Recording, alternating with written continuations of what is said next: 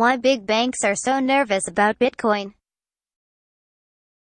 There was a time where Bitcoin was not even on the radar. It was a novel idea that was primarily used by thieves and drug dealers on the dark web. Nothing to be afraid of in terms of holding a monopoly on money.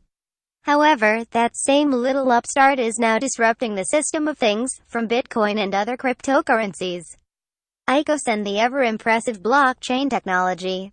This is now a legitimate threat on traditional banks. Bitcoin's skyrocketing run in value, as well as adoption and mainstream acceptance, has led to banks and regulators getting very nervous and instigating a few knee-jerk reactions. These reactions are, however, simply asserting the fact that Bitcoin is a legitimate disruptive threat. Bitcoin taking on the banks. Regulators are trying to play catch-up with Bitcoin and other cryptocurrencies, realizing now that it's not going away. In fact, it is challenging their monetary system, which is intrinsically linked to banks, and especially central, government-backed banks.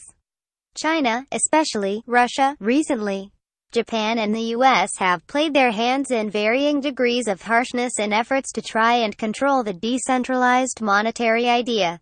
In fact, traditional centralized, powerful organizations like banks, governments, regulators and technology behemoths are all spending billions in figuring out how to use and control distributed trust technologies.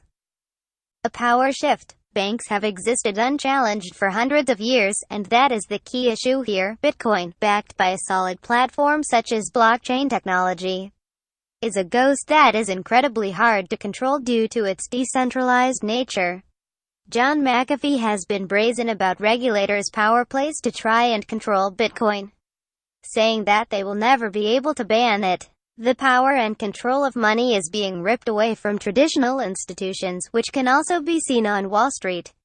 Some of these traditional investors are siding with what could be the future, while others vehemently denounce it.